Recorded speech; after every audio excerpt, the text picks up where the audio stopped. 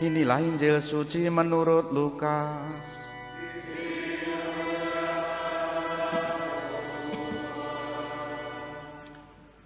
Pada waktu itu Yesus tiba di Yerusalem dan masuk ke Bait Allah. Maka mulailah ia mengusir semua pedagang di situ. Ia berkata, "Ada tertulis, rumahku adalah rumah doa.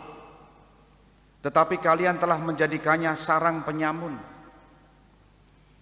Tiap-tiap hari Yesus mengajar di Bait Allah. Para imam kepala dan ahli Taurat serta orang-orang terkemuka bangsa Israel berusaha membinasakan Yesus. Tetapi mereka tidak tahu bagaimana harus melakukannya. Sebab seluruh rakyat terpikat kepadanya dan ingin mendengarkan Dia. Demikianlah sabda Tuhan.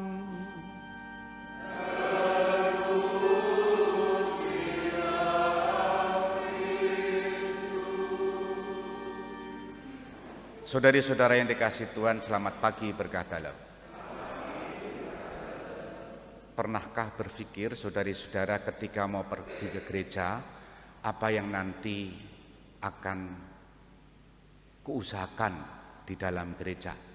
Atau dengan pertanyaan lain, apa yang kubawa kalau saya pergi ke gereja? Kira-kira apa? Saya tidak butuh jawaban kolektor loh ya, kira-kira apa?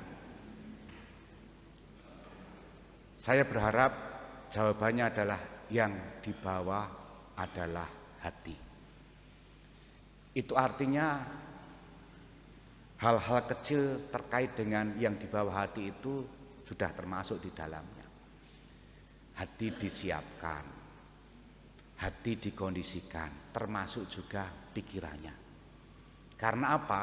Ya tahu, kita pergi ke gereja bukan pergi ke mall, bukan pergi ke tempat pemancingan macam-macam hal. Itu artinya bahwa kita tahu yang akan kita jumpai adalah Tuhan. Tuhan yang seperti apa? Tuhan yang akan bersabda melalui apa? Bacaan-bacaan Injil, bacaan-bacaan Perjanjian Lama dan seterusnya.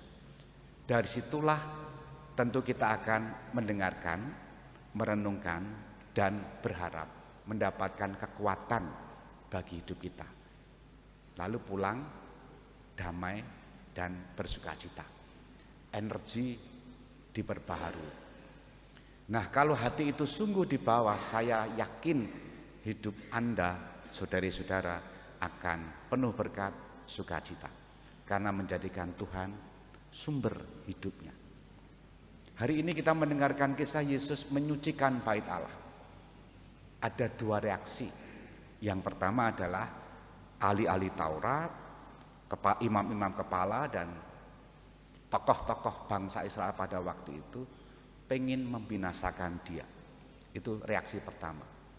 Reaksi yang lain adalah seluruh rakyat terpikat padanya dan ingin mendengarkan Dia. Nah, ketika Yesus menyucikan Bait Allah dan Yesus mengajar di Bait Allah, maka sabda-sabda Yesus inilah yang menimbulkan kontroversi. Dua hal sudah saya sebut. Nah, saya berharap kita masuk golongan orang yang terpikat padanya. Siapa itu? Seluruh rakyat. Terpikat akan apa? Sabda-sabdanya. Dan berusaha terus untuk mendengarkan sabda-sabda Tuhan. Maka dengan demikian, kalau kita terpikat padanya mendengarkan sabda-sabda Tuhan, artinya kita pun juga menyucikan hidup kita sendiri. Paulus kan mengatakan, bait kita itu, tubuh kita itu kan bait Allah kan. Itu Paulus. Itu artinya cara menyucikan hidup kita adalah dengan mendengarkan sabda Tuhan.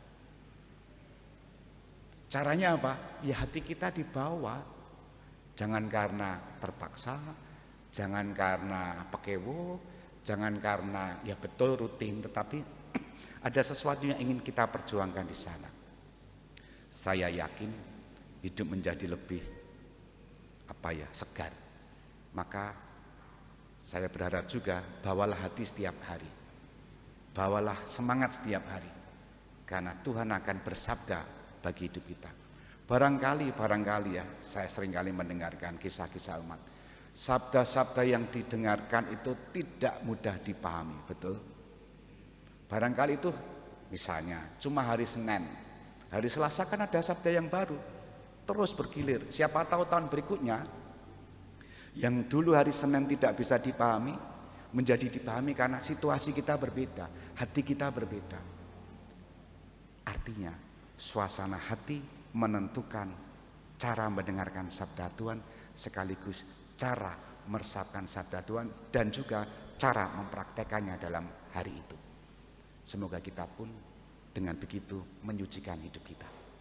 Kita hening sejenak.